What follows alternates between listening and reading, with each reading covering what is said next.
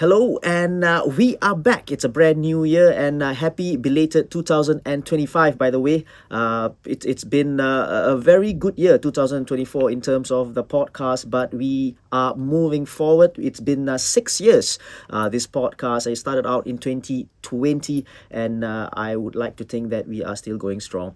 Now, in the latest episode of this podcast, we've got someone who played in the recent AFF ASEAN International or ASEAN Championships, which is the Mitsubishi Electric Cup, which was played last month and coming into the 2025 year as well. So, welcome to the podcast. We have Mr. Irfan Najeeb from BG Tampines. Yes, thank you, Jesse. It's a pleasure and honor to be here.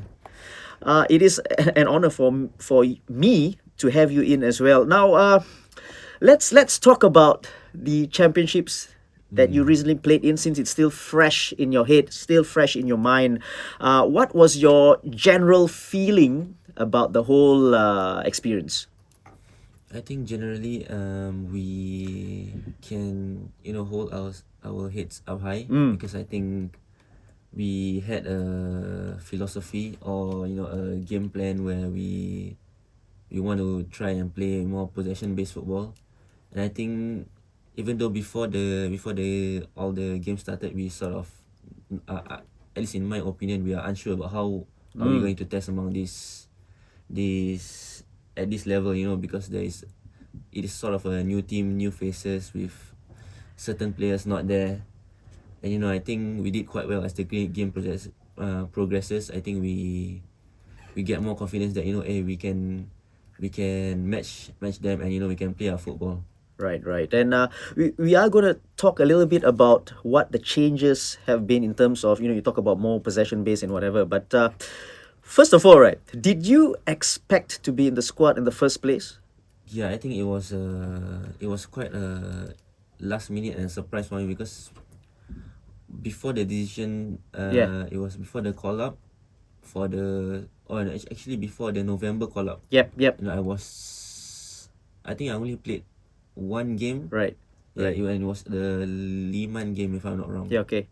Yeah, and then I was like, I'm not sure whether I knew that there is one last match where I had to perform in order to get to the November call up, and then I tried my best, and it was quite surprising and quite exciting because that's something that I have been one of my goals in 2024, to be selected.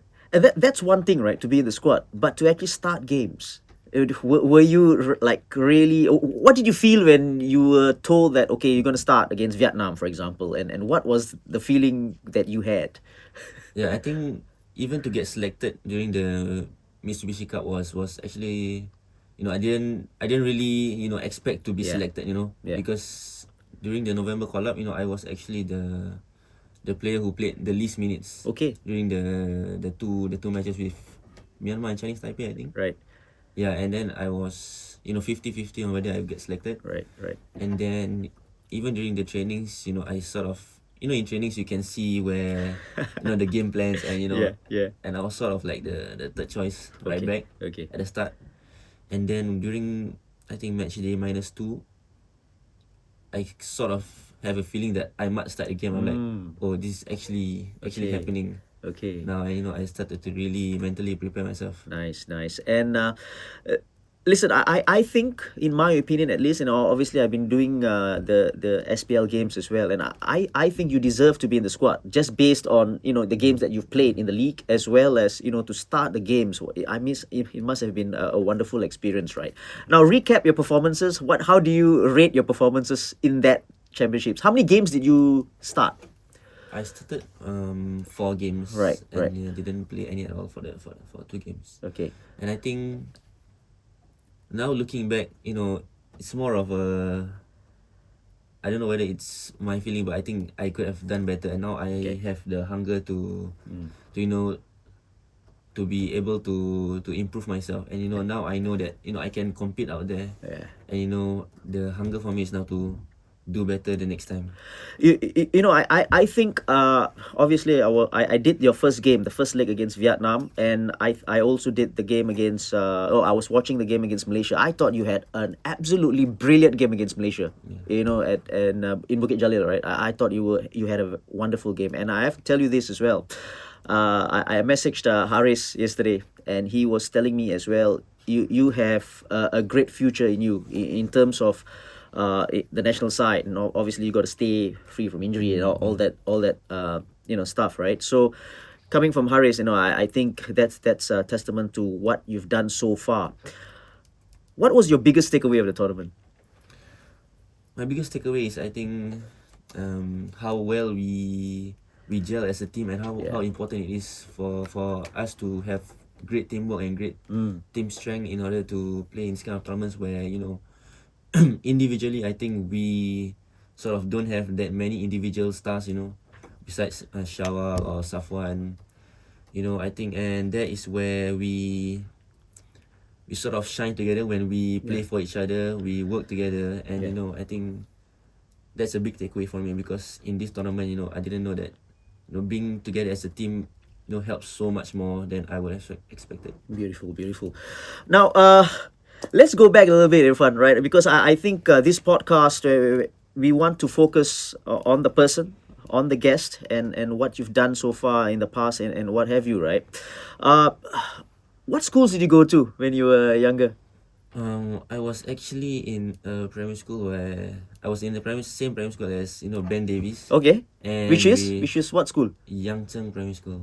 That's in Serangoon, isn't it? Yeah, Serangoon. Okay. Yeah, and with Glen Kuei as well. From Yangzheng. Yeah. Okay. But I think I don't remember having any conversations with both. I just live around the corner, by the way. Oh, really? It's very close to that place. Yeah, So and at the same level as them, Glenn and Ben was 1 year younger than me, but we sort of played the same teams. Okay. Yeah. And after that, which secondary school? After that, I went to Bartley Secondary School. Okay. And then I transferred to Queensway. Right. Yeah. Okay. And family-wise, how many siblings do you have? Any siblings and stuff like that? I have 4 siblings now, Okay. and including me 5. Yeah. You are the oldest. Eldest. Yeah. You're the oldest. Yeah. Eldest. Nice. Okay. So do you take good care of them, or? Hopefully. Hopefully. I need to ask my mom for that question. I just want to ask you, right? How did football start for you? Like at what age? Like and who influenced you to take up the sport?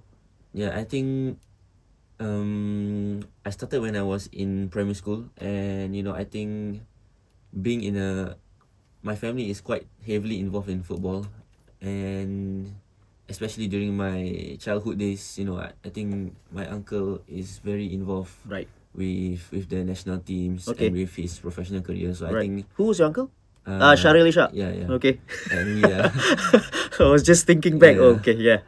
and we are quite involved in supporting him, and you know, especially during his Lionsdorf era, during the 20. How old were you then? I was still in primary school. During Lionsdorf, I think I was still primary school or secondary school. Yeah. Wow. Okay. Yeah. So you know, it was already eye opening for me to see. They didn't have football at Yangzheng, right? They have. They have? Yeah. Okay. And your favorite teams growing up? Or I'm sure Liverpool is Liverpool. Liverpool, yeah? Yeah. You're not saying that because they're doing well now.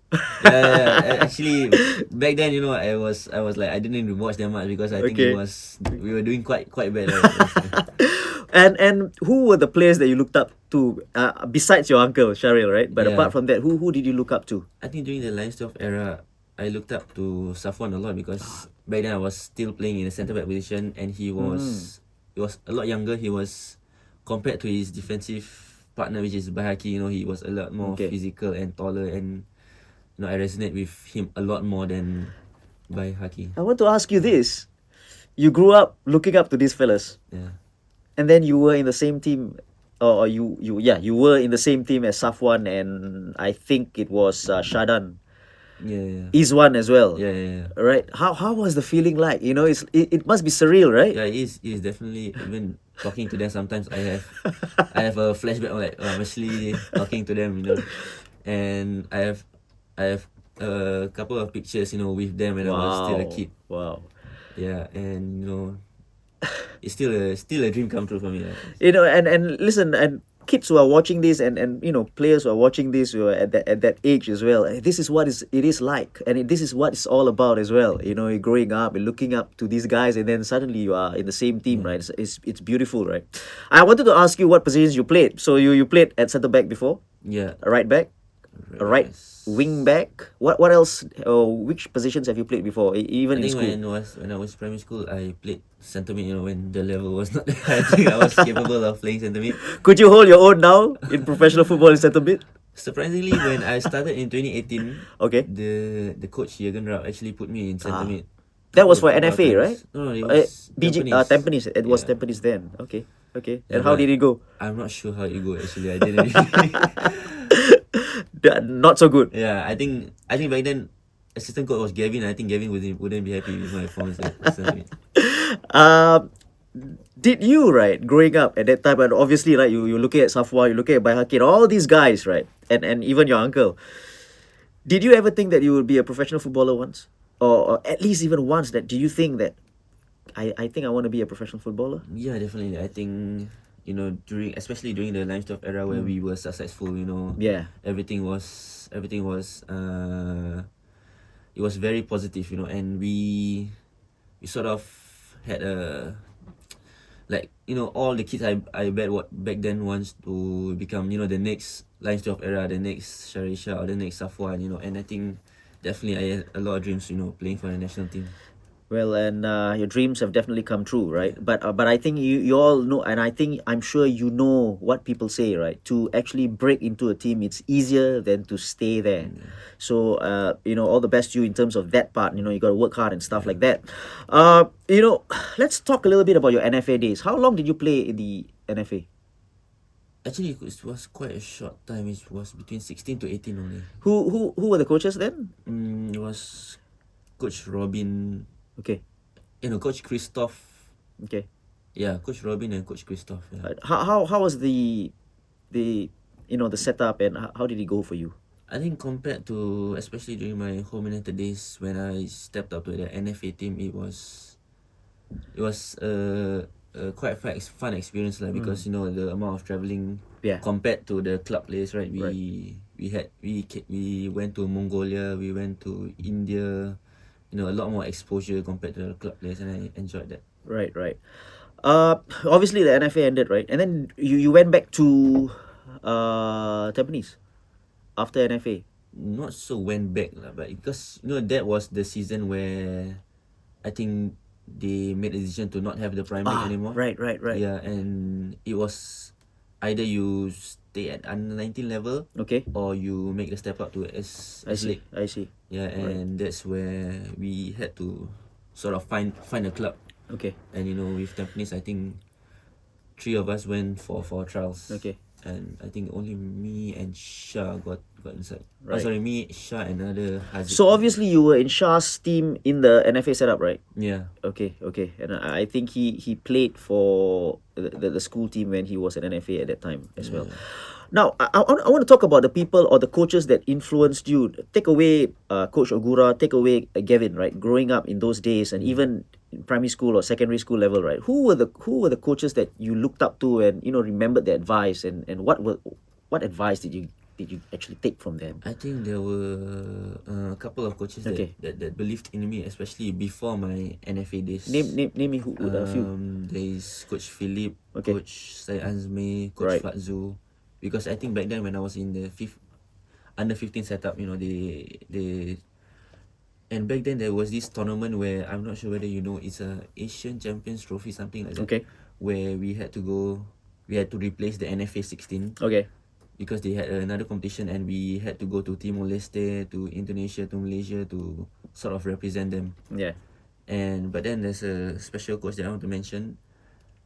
It's Coach Jasni actually. I think he's now the head of youth, right? Yes. And Coach Jasni, you mean? Yes, Jasni. Jasni is at LCS. LCS, Yeah. yeah. Right.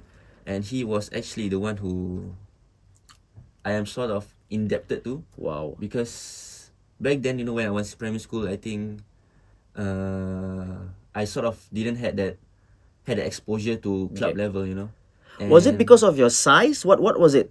Why? Not. No. I'm not sure. I don't think it's ability. I think it's ability, because Yeah. it's a funny story, because I think back then when I first I actually went to Home United for a trial, Right. but it was quite late, Okay. so it was a friendly match, right? And then I didn't have any opportunity at all, Okay. and it was against Gombak United, Okay. and my father was there, and he is actually friends with Coach Jasni, Okay. and because I think they were in the same Singapore youth team back then, Okay.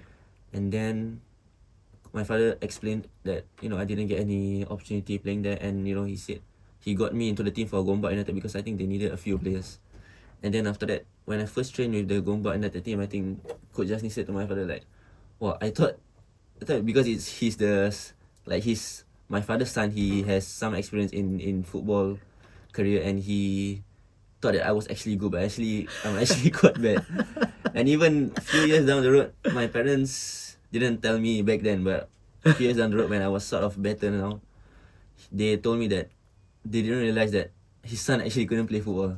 Right. Right. Yeah, At what age was this then? 13. So he took you in for how long, Coach Jasni? 13, yeah. And then when Gombak got disbanded, Yeah. he was he was the coach of Queensway, and then that's where he left. He said, I think he saw my dedication, the dedication of my parents, that they sent me to Gombak, because Serangoon to Gombak is Okay. a far journey, and Yeah. either one of my father or my mother will always be there since the start of training and the end of training. So I think he saw that, and I think he said, come to Queensway and I will coach you, and I will make sure you work hard.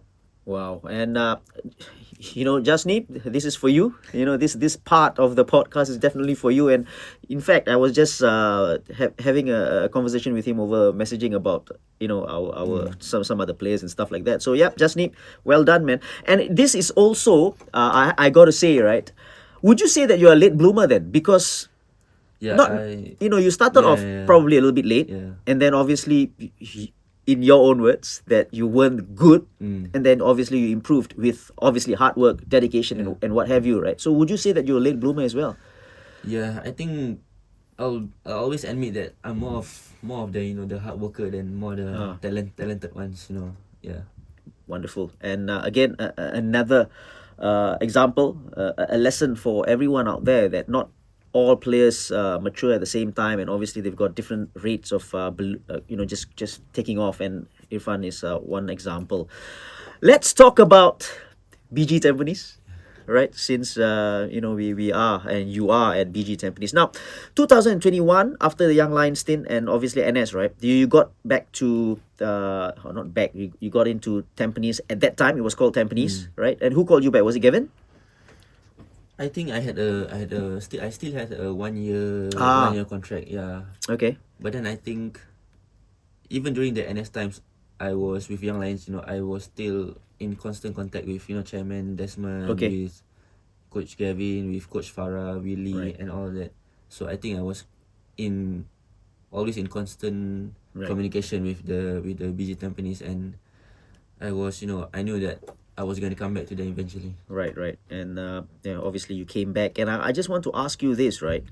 Uh, what obviously you came to Tampines at that time. What was the goal for you? Was there anything that was set out to you, an objective by Coach Gavin? And was Coach Gavin the head coach then already? He was, right? Before or after? When you came into Tampines? No, he was He the wasn't? assistant coach. He was assistant coach. So was there a goal for you to, set for you? Like, okay, you need to improve, get into the team and stuff like that. What was the goal? Yeah, I think because 2018, I would say I had a successful year, Okay. like a breaking out year, and obviously when I just finished NS, the expectations for me was I mean, I set the expectation quite high for myself, and then and with a new team, I'm not sure whether how Coach Gavin works, Yeah. and the way they play, I think it's quite different to what we used to play back then. And this is more of a possession-based football, which I'm not really exposed to. So Okay. I sort of had to go with the flow at the point of time. Okay. You played there a couple of years, and then obviously there was a merge or the collaboration between BG and Tampines, right? Or obviously you're called BG Tampines right now. What are the differences from your experiences, right, before and after the merge or the collaboration? I think there's certainly obviously there's the Thailand players coming in. Okay. Yeah, but I think the the most significant one is definitely the training facilities Okay. at Bangkok. You know, I think we have been there thrice, and now I think we felt at home, and you know, Okay. we really appreciate the facilities there, because I think the training field is just outside Yeah. outside our dorms, I would say. And you know, I think even when we are at Tampines Hub, I think there was certain investments in the gym. You know, we tried to improve, and I think that's where the difference, I think, because it's only been a year, right? Yeah. Right. Yep. Yep. This is the next question, right? What makes BG Tampines, the club itself, as a whole, special, in your own words? I think right now I would resonate with more Liverpool. I'm not sure whether it's me or the No, no, just chairman. go ahead. Chairman is just, you know, we are both Liverpool fans, and you know, there is maybe it's just from my point of view that we have a really close relationship with the fans. You know, I know Hougang has, even Geylang has. I think, Yeah. yeah, I think we sort of, there's a more a family bond. I'm not sure whether other clubs have this, because I'm just all the way here in Tampines. But I Yep. think we have a close relationship even with our chairman. We are very close, with the coaches, with the fans, and I think that's where, you know, it's more of a family feeling. Yeah, I in was the club. just about to say that. I think it's more of a family, and this helps the players as well, because then they settle down and they get used Yeah. to it, and stuff like that. And obviously playing good football helps as Yeah. well, right? And that works for you. Uh we talk about the football and the style. So what exactly is the style? And without giving too many secrets away, and obviously it's there for everyone to see, the Yeah. possession football and stuff like that. So it is constantly worked on pre-season and in season as well. Yes, definitely. I think it's no longer a secret that we try to play position Yeah. football. I think everyone in the team knows that we try to play that, and then during training it's just, working on it, working on different roles or different tactics, just different tweaks that we Yeah. have for a certain match. Yeah. So, I just want to ask you: are you comfortable in the inverted fullback role? Inverted. Yeah. I'm not really. Oh, you mean the centre back one? No, as in a Which fullback, one? that you coming in to come into the central midfield Oh, area central when, midfield. yeah. I think, yeah, there was something that we worked on during preseason. Yep. Actually, Yep. me, Jared, Yeah. Adli. Yeah, I think coming into coming into the season, I think we abandoned that. I think me and Adli was definitely more comfortable in becoming the centre back instead of Okay. centre mid, and I think Milos and Jared is more capable of doing that, because Jared was a centre mid. So I think Milos was. So when you say you just abandoned that, what does that mean? Does that mean that you went up to a coach and say, I think we are not comfortable with this? No, And I think I think Coach Gavin tried during the okay, preseason, okay, and you know, it was Okay.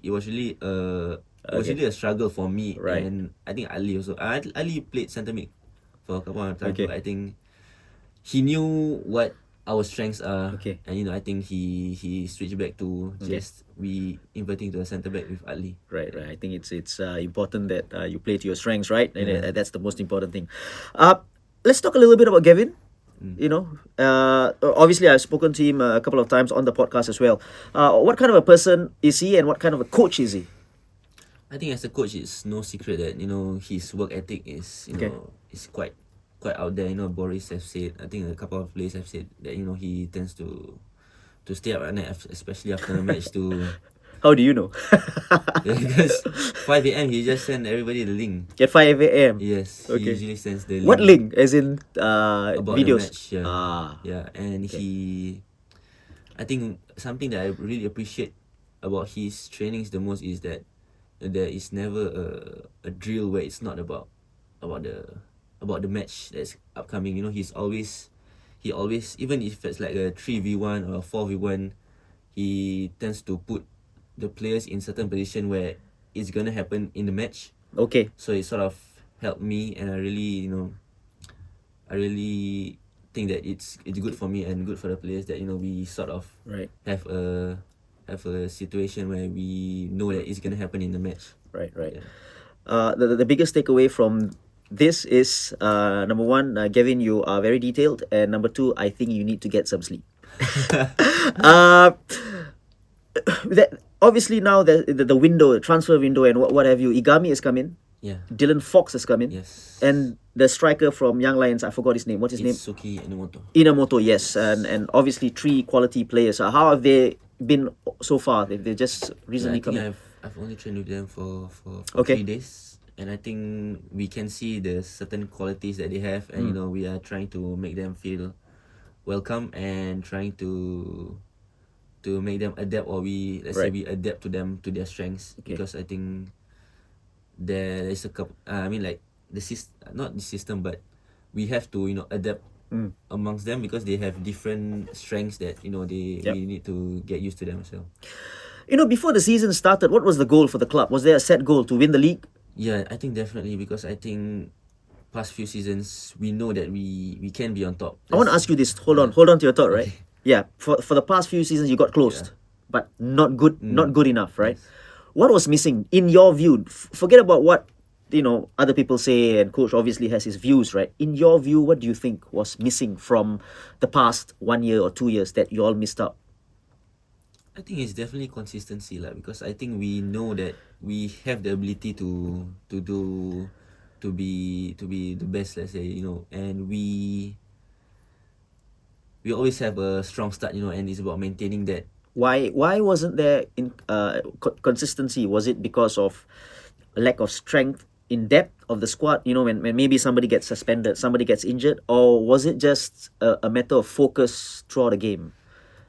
I think it might be actually, because back then last season, I think, Yeah. is it, where Shah had to play centre back, and Yeah. and starting to cost us. Yeah, and we Shah, it's your fault. But I think that's where I think this season we sort of fix that, because the amount of depth that we have now is quite Okay. it's quite good. Right. We have really quality players sitting on the bench, and Yeah. I think we have the quality now to maintain that.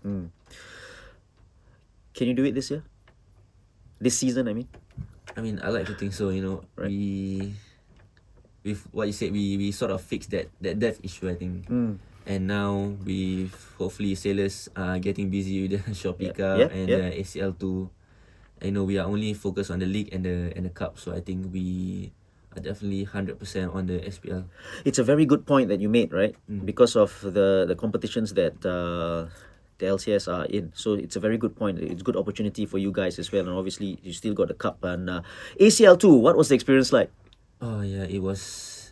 I think it was the same as the AFF, right? I think we before the tournament started, we sort of not sure where to rank ourselves, Yeah.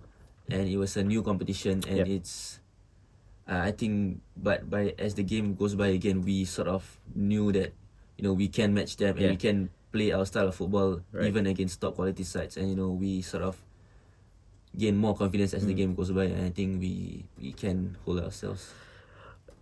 What is your personal goal for BG Tampines and the national side? I just want to ask you in Personal general. goal? Yeah, your goal for BG Tampines and of course for the national side as well. I think BG Tampines is now, with the amount of depth we have now, I think there is certainly a competitiveness inside, and same with the national team as well. I think for me it's just maintaining to be a starter for the team. Right. What is Coach Ogura like, by the way? I think he is. Firstly, could you understand him? Yeah, You can, I think, right? Okay. Yeah. I think because the previous national coach was Nishikaya, and I think the comparison is actually he is Clearer Yeah, he's clearer. Yeah, in terms of language. yes, Okay. he can talk English at least. Yeah. Okay. And then I think he is very passionate guy, and he has a lot of experience in J1, and he Yep. even before trainings he tends to motivate us and remind us why are we here, why are we in the national team, and that we sort of deserve to be in the national team, and we have to perform to the best of our abilities. He comes across as a fatherly figure. Is that right? I just see him like a fatherly figure. Yeah, I think he has, I think, good man management, I would say. Right. And, he especially when people make mistakes, he always say that we have to cover for each other. It's okay to make mistake, but everybody must work together in order to cover for each other. Yeah. What was his message when you got knocked out in the semis? What was his message in the dressing room after the game? Yeah, I think it got out, right? Sorry? It got out, right? Oh, the one message. that was yesterday. Yeah, That was the one that was. okay. Oh, that was before actually. I Was can't. it before? I saw the clip. Oh yeah, it was before, and after also, he sort of had the same kind of Yeah. message where he sort of were proud of us Yep. that we know we can play against Vietnam away. We sort of had Yeah. had good possession. You know, we created chances, and I think. But a few decisions, I think we could have turned the result the other way. I just want to ask you personally, in your opinion, right? Not what the people are talking about, right? That first game, I did that game against Vietnam. You held your own, and then crumbled after they scored the second goal. The late one, right? Yeah, the late ones. Why do you think it is? Is it a concentration issue? Like, Yeah, that's where I think when it coupled, like maybe when it happened, like maybe for 1 or 2 times, maybe we sort of like maybe it's a luck thing. yeah, We never like we don't feel like we had a fitness issue. But then when it start to happen a couple of times, that's Yeah. where I think we need to look back on ourselves, and I Yeah. think it might be a concentration issue, and I think the biggest factor of concentration might be fatigue. So yeah. it might be on a fitness point of view, but I think it might be then I think the coaches and the team might have to look into that and try to improve on that. Irfan, before we go, right? There's this 10 questions, quick fire round, Oh, okay. and just answer to the best of your ability, and the first thing that comes to your mind, right? You ready? Yeah. Your favorite pre-match meal. Pasta bolognese. Your favorite BG Tampines roommate. Now he's no longer there. Is Stone. Who's told? Oh, Shahril. Yeah, Where- Shahril. he went to he went to some club. Which Albrecht, club? Albrecht, yeah. yes. So he's your teammate. Yeah. If you were not a footballer, what would you be? Football coach maybe. Your best mate at BG. I'm Michael. You don't score many goals, but which is the best goal you scored? I think the national goal Against? against Chinese Taipei, because it was my only goal where I didn't score using for a header. So this is the only goal that you scored so far with not with your head. Yeah. Wonderful. I think that is something to cherish, right? The most difficult player you have marked, or the most difficult opponent. I think it was not my direct opponent, but he Okay. was my teammate back then. It's Ryotaro Migumi. Yeah. Yeah. In training. Yes, in training. Yeah. Why? Because he was just too quick. I couldn't his feet were just I cannot even see his legs move. Really? He was that quick. Yeah. Wow. Okay, something that we didn't know. Who is the worst dressed in the national team? National team. Come on, out with it, man. I think maybe Amrul Ali. I don't know. Amirul Ali. Okay. For BG, take away Amirul Ali. Yasser Hanapi. What does he wear? I know he just doesn't seem to bother about dressing up for training. Yeah. Okay. Who is the most annoying person at the club? At the club, it might be Yasser Hanapi also. Your most disappointing experience so far? Disappointing experience, I think, in my career, right? I think when during the first season after NS, it was Okay. constantly of me getting momentum and then me getting an injury, one after another injury. And What was your worst injury that you experienced? MCL? Right. It's a strain, right? Yeah. Okay. Fair enough. Your biggest wish? Biggest wish from footballing? Anything. Oh, yeah. Maybe to get a son or a daughter. I don't know. mean, for me, it's just to have a happy life. Yeah? Yeah. As simple as that, right? Yeah. Wonderful. Now, Irfan, any last words from you? Where does Irfan Najeeb go from here? What are your goals just going forward to the next 5 years? Where do you want to see yourself in the next 5 years? I think as I grow older, right? Yeah. I have adapted to a new mentality where, you know, I just sort of tried my best, and, you know, the future, I don't really bother that much about my future. You know, I have a certain goals for let's say a year. And then when, you know, I tried my best to accomplish that goal, and, you know, when the whatever the future holds for me, I think I just, you know, the religious saying of, you know, let God take care of the rest. Yeah. Lovely. I think on that note, I've got to say this. Thank you so much, Irfan, Thank you, for Gavin. being on the podcast, for being my guest, and for being the first guest in 2025. Good luck for BG Tampines Thank this you, thank season, you. at least, you know, for now. Short-term goals, and of course for the national team. I think you've got the what do you have for the national team in the coming Asian month? Cup qualifier, right? Yes, the Yeah. Asian Cup qualifier. So good luck for that. Stay in the team, work hard, Yes. and I hope to see you in the future as well. You know, playing brilliant football for the side.